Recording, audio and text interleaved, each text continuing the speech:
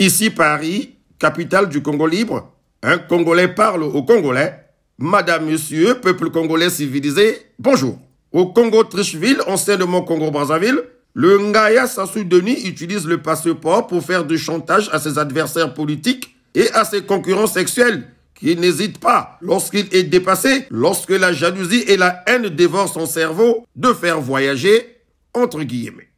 Raison pour laquelle d'ailleurs, votre humble serviteur, sur conseil de ma chère Ontou, j'ai préféré me naturaliser français et fait le choix de ne pas me rendre au bled pour le moment.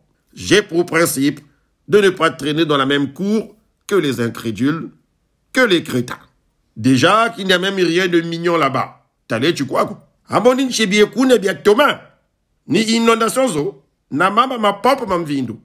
Eh oui, l'indigné Elvis Karel Kakou est donc un franco-congolais. Et comment dire? Tant que le Ngaya Sassou Denis Mathurin prendra en otage la République du Congo, je me sentirai plus français que Congolo Zobalais. Ni Bontele. Peuple congolais civilisé, soulignons que le sieur Sassou est président de la République, certes, mais il est une vocation ratée.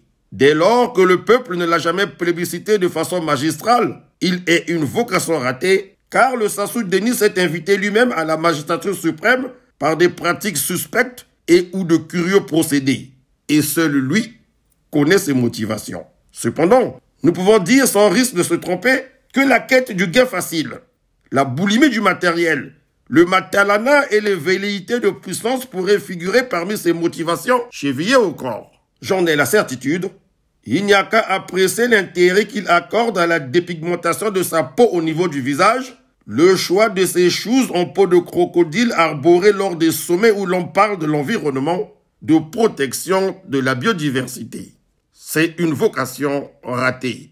En vérité, Sassou n'est pas président pour rechercher le bien-être de ses concitoyens. Il l'est pour se voir beau. Et il aura utilisé tous les moyens possibles pour parvenir à ses fins. L'expérimentation du parti unique a montré les limites de sa performance et de sa pertinence. Bien au contraire, elle a engendré des monstres qui ont commencé à broyer chacun de nous indistinctement, y compris ses propres créateurs qui ont agi comme des biologistes lors des manipulations génétiques. Tout autre chose à présent, 24 heures après la célébration du 60e anniversaire de Jean-Jacques Yombi, si je peux me le permettre sans être taxé de je ne sais quoi ou qui, joyeux anniversaire frangin. Amour, amitié, santé, bonheur familial. C'est ce que je te souhaite, la main sur le cœur. Voilà, peuple congolais civilisé, que les bienfaits du Seigneur vous accompagnent tout le long de cette semaine. Bonne et sainte semaine à toutes et à tous. À très bientôt.